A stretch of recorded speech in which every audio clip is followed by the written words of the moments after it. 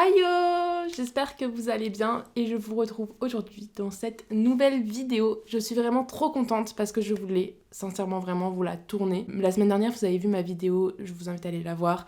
C'est un tag, je vous en avais parlé que j'allais filmer cette vidéo et donc c'est mes 10 prochaines lectures et j'ai mes lunettes qui sont sales, du coup je vois trouble. C'est un peu mieux, je me vois un peu mieux dans le retour caméra. Du coup, je vous retrouve pour vous parler de mes 10 prochaines lectures. Pas vraiment une vidéo pâle, parce que on est un peu en plein milieu de l'hiver, il y a plein de poussière. Donc, je commence sans plus tarder à vous présenter le premier livre. Donc, les premiers livres, ça va être globalement des services presse, parce que il faut que je me dépêche à les lire. Donc, voilà, je vais vous le préciser à chaque fois quand c'est un service presse. Et celui-ci, Salé, il s'agit de Three... Alors, attends, on essaye de prendre l'accent anglais. Three Dark Crowns, ça allait je pense, de Kendare Blake. Ça me dit quelque chose? Non, ça me dit rien du tout. C'est un livre qui est publié chez les éditions Léa qui me l'ont envoyé. En fait, quand ils ont fait la promotion, j'étais en mode waouh, ça a l'air vraiment super bien. Du coup, je l'ai demandé en service presse et ils me l'ont gentiment envoyé. Ça fait un moment qu'il traîne dans ma palle et je sais que c'est plus une lecture automnale, à lire à Halloween ou pendant que le vent vente dans le dehors. C'est super français ça, dis donc. Mais et je suis un peu en retard, écoutez. Donc c'est de la fantasy et du coup dedans il y a... Alors je vais essayer de lire le résumé en même temps parce que je l'ai un peu oublié. Mais il y a une histoire de 3 reines et donc une seule couronne et donc laquelle va avoir la couronne et lesquelles vont du coup mourir. Moi ça m'a beaucoup fait penser le résumé à Rule qui est publié chez les éditions... J'ai oublié, j'ai l'impression que c'est le même speech, du coup ça m'intéresse beaucoup. J'espère sincèrement aimer, je sais qu'il a beaucoup fonctionné en Angleterre, aux États-Unis quand il est sorti. Et donc je suis très contente et je viens de lire en plus Natalia, ce qui me fait extrêmement plaisir puisque c'est le prénom de Natasha à la base.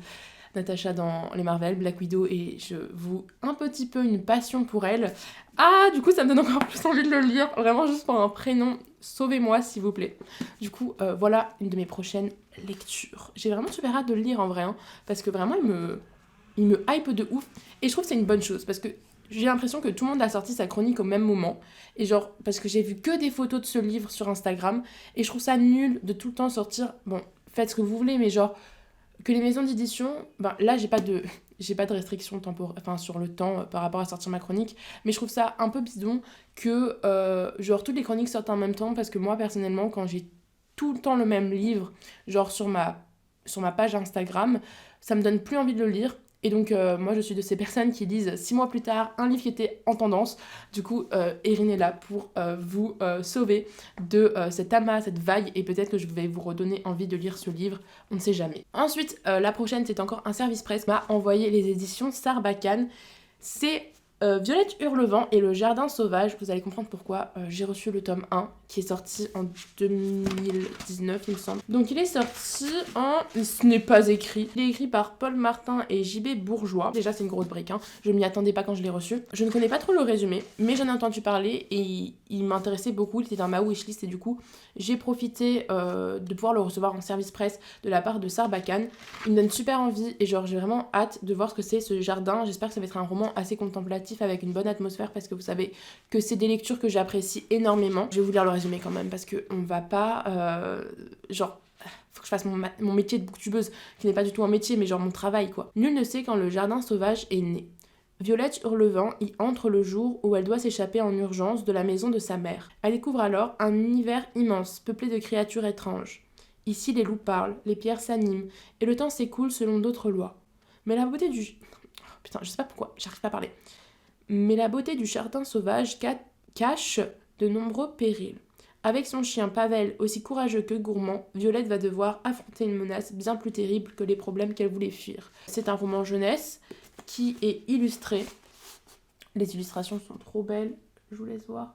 Mon focus en fait est mal fait depuis tout à l'heure. C'est pour ça quand je vous dis que j'espère que ça va être un peu contemplatif et tout, vous voyez, ça a l'impression d'englober le lecteur, et j'ai vraiment trop hâte, et j'adore la texture de la couverture. Ça fait déjà 8 minutes que je filme, oh mon dieu. En plus je trouve que enchaîner avec Three Dark Crowns qui aura une atmosphère un peu lourde, et ça a l'air plutôt léger, je trouve que ça va être pas trop mal. Et j'ai aussi reçu de la part de Léa Édition Thorngrove de Cécile Guillot. Donc en fait là ils ont fait une réédition puisqu'à la base c'était chez les éditions Lynx, mais les éditions Lynx se sont assemblées avec les éditions Léa je crois justement, et enfin 2 maisons d'édition ont fusionné et du coup ils ont choisi de ressortir celui-ci mais dans leur nouvelle maison d'édition, et du coup ils cherchaient des personnes qui pouvaient recevoir le service presse, et ce roman était dans ma wishlist, du coup je leur ai demandé. Encore une fois c'est un livre qui fait quand même assez horrifique, un peu automnal, donc je suis un peu en retard, et le travail éditorial est trop beau dedans, genre il y a des ronces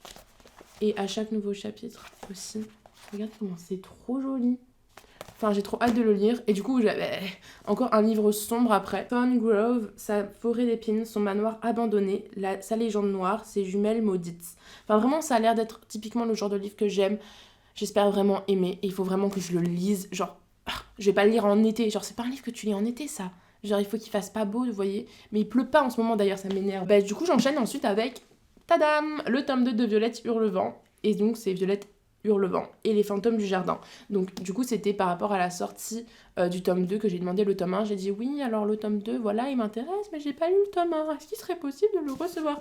Ils m'ont dit oui, ils sont vraiment trop gentils les éditions Sarbacane. Du coup je suis vraiment super heureuse, et je me dis autant plutôt bien enchaîner entre le tome 1 et tome 2, surtout comme c'est un service presse. On enchaîne toujours avec les services presse, et ça c'est des éditions Lumen pour La Voix des lectrices. Je vous l'avais déjà dit dans la dernière vidéo, mais La Voix des lectrices s'est dissolue, et c'est un livre qui me rend, encore une fois, genre je sais pas si vous comprenez face à la couverture, mais c'est un roman qui va avoir sûrement une atmosphère un peu macabre, un peu sombre. Il est aussi illustré puisque c'est plutôt un jeunesse. Je sais pas si j'ai dit le titre, c'est Les Monstres de Rookhaven. C'est par Padraig Kenny et c'est illustré par Edward Bettison, parce qu'il y a des illustrations à l'intérieur. Bon, là, c'est une pleine page noire, mais vous voyez, les arachnophobes, attention. Voilà, des araignées. C'est fini les arachnophobes. Il y a beaucoup d'araignées, donc j'espère qu'il n'y a pas des arachnophobes qui vont lire ce livre, parce que les pauvres... Voilà, c'est vraiment trop beau. Et donc, à ce que j'ai compris, c'est une famille une famille de monstres, en gros, qui, du coup, sont un peu fuis. Genre, ils vivent dans leur maison, dans leur manoir, et ils sont un peu fuis par les hommes. Et du coup, jusqu'au jour où 2 orphelins, Jem et Tom, réussissent à franchir la barrière magique qui isole le manoir du reste du pays. Or, si cet enchantement permet à Mirabel et à sa famille de rester cachés aux yeux de tous, c'est qu'une créature bien pire que encore les menaces. Enfin, vraiment, ça a l'air trop cool. Et comme c'est un service presse, j'ai reçu aussi des cartes de... Bon, c'est pas vraiment des cartes de jeu, mais c'est des cartes avec les membres de la famille et leurs pouvoirs magiques. Apparemment, donc la tante Elisa, par exemple, elle est recouverte d'araignées. J'imagine qu'il y a un truc avec des araignées. L'oncle Enoch, ça devient une chauve-souris, ça doit être un vampire. Enfin voilà, ça a l'air plutôt trop bien. Et j'ai encore une fois... Ah, il y a des portraits, j'avais pas vu. Je regarde. Vraiment, il a l'air trop bien. J'ai vraiment super hâte de le lire. Et du coup, le dernier service presse. Alors, faut que je retrouve le mail des éditions Sarbacane. Je vais recevoir le prochain titre des éditions Sarbacane, et donc il va rejoindre cette palle. Donc d'ailleurs, je vous ai mis un peu dans l'ordre dans lequel je pense que je vais lire les livres.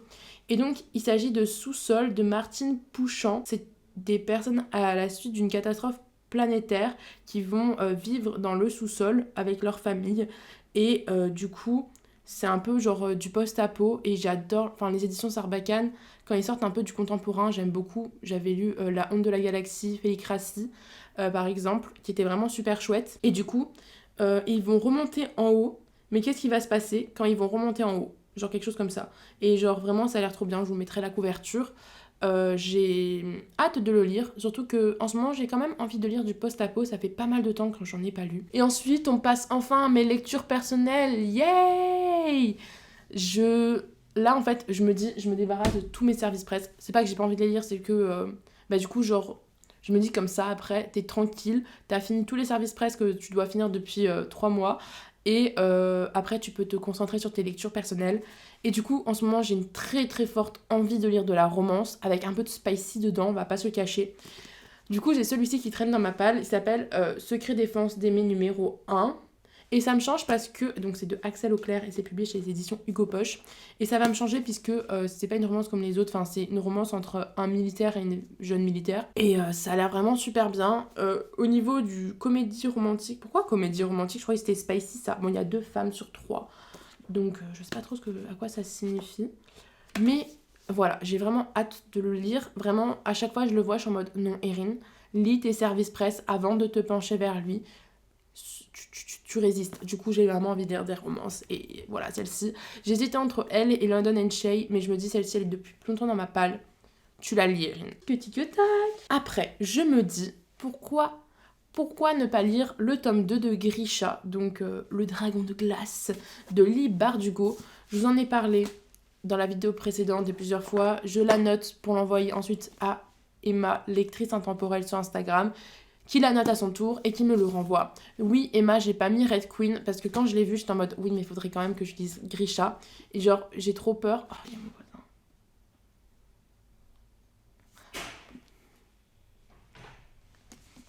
Arrête de parler. Bon, du coup, je disais, j'ai trop peur d'oublier. Bah, j'ai déjà un peu commencé à oublier l'univers du tome 1. Donc, je préfère enchaîner d'abord avec le tome 2 plutôt que rentrer dans un nouveau univers avec Red Queen. Mais l'univers du coup est quand même très sympa, elle est très jolie, je trouve. Waouh! Bonjour madame, je pense que vous connaissez, c'est la série Shadow and Bone sur Netflix, mais c'est une histoire de... En gros, il y a un nuage de fumée, un mur, le Shadow Fall, je crois qu'il s'appelle, qui sépare le monde des Grisha, le Grishaverse, non, c'est comment ça s'appelle. Et donc, Alina, la jeune fille qui n'a rien pour elle, Alina, la cartographe, va se rendre compte qu'elle est une Grisha, donc elle a des pouvoirs magiques, et elle va donc rejoindre le Darkling dans son univers des Grisha, et elle va devoir apprendre à maîtriser ses pouvoirs, but she's not like the other girls. Je n'ai pas aimé le tome 1, vraiment je n'ai pas aimé. Alina, je voudrais bien l'enfoncer 6 pieds sous terre, mais c'est pas grave parce que je veux finir la trilogie des Grisha pour lire ensuite Six of Crows, qui a l'air vraiment super bien. Voilà, donc le tome 2 apparemment, je pense que ça va être le pire à ce que j'ai compris.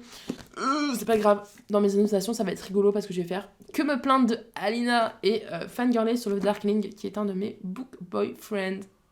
Super. Tic-tac. Ensuite, je me dis un petit VO, ça fait longtemps. La dernière fois que j'ai lu du VO, donc je lis du VO en fanfiction sur Wattpad, mais je pense que ça ne compte pas. Mais la dernière fois que j'ai lu un VO, c'était House of Hollow et ça remonte à décembre.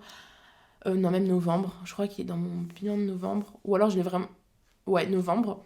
Et du coup, j'ai très envie de lire depuis un petit moment Before the Coffee Gets Cold. C'est de Toshikazu. Donc c'est pas du VO en fait, parce que le VO il est en japonais. Je crois que c'est une traduction. Ouais, donc c'est plutôt version anglaise.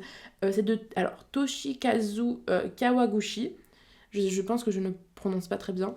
Et vraiment... à quel point j'ai envie de lire ce livre. Donc il est sorti en français sous le nom de Avant que le café ne refroidisse, je crois, quelque chose comme ça.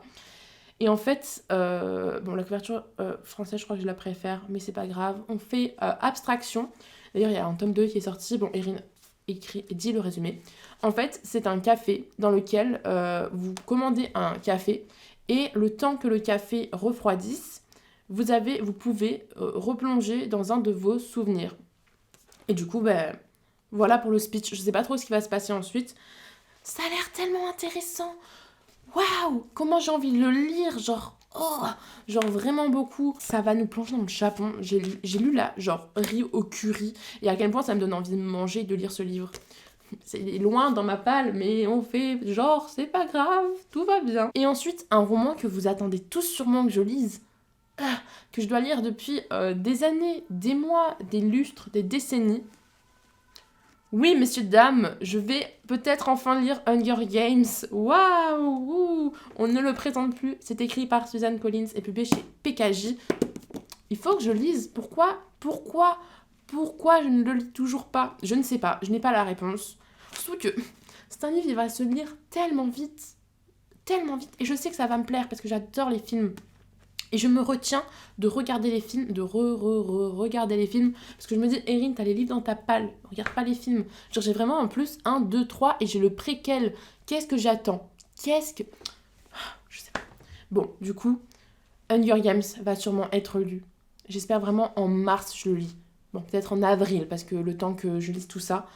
Mais vraiment, j'ai vraiment envie de le lire. Voilà. Donc, Hunger Games, je vous fais même pas le résumé. Je vous fais pas l'affront de faire ça. Vraiment pas. Je sais pas pourquoi je fais ça avec mes mains depuis tout à l'heure. Mais voilà. Du coup, là, il y en a 9, mais il y en a un petit 10e qui va arriver. 2 livres que je dois lire, sachant aussi que je dois lire mes livres pour les cours.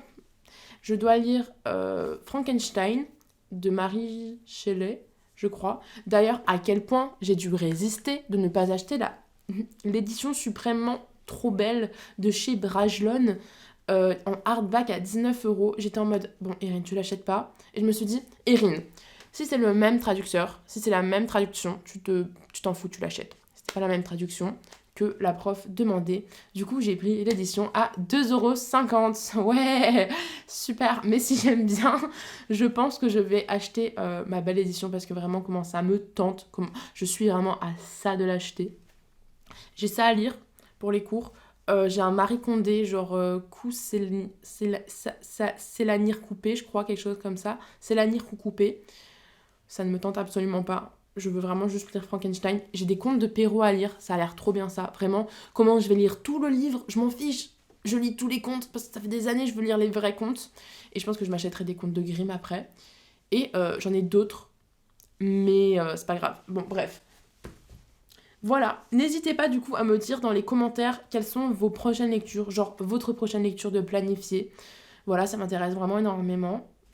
J'espère que la vidéo vous aura plu, je suis vraiment super heureuse de la tourner et normalement la semaine prochaine on se retrouve du coup le samedi à 10h30. D'ailleurs on en parle que ma dernière vidéo est sortie à minuit parce que j'ai pas su bien la programmer, j'étais vraiment dégoûtée. Donc bref, elle sortira à 10h30 normalement cette vidéo et la semaine prochaine normalement on se retrouve où vous choisissez, vous, les livres que je vais vous présenter qui sont sur mes étagères à Aix-en-Provence. Donc il y aura aucun de ces livres-là, évidemment, parce que sinon c'est pas drôle. Mais du coup, n'hésitez pas à me suivre sur mon Instagram Bousney, puisque vous pourrez choisir du coup mes prochaines, enfin pas mes prochaines lectures, n'importe quoi, les livres que je vais vous présenter. Voilà, voilà. Donc si vous êtes arrivé jusqu'au bout de cette vidéo, vous pouvez mettre un emoji, un petit oiseau, parce que j'ai parlé de Hunger Games, ou un arc, voilà. Voilà, j'espère que cette vidéo vous aura plu. Et nous, on se retrouve du coup la semaine prochaine dans une nouvelle. Et j'espère que d'ici là, vous vous serez mariés avec votre book boyfriend ou votre book girlfriend et qu'ensemble, vous aurez beaucoup, beaucoup, beaucoup de livres. Ciao!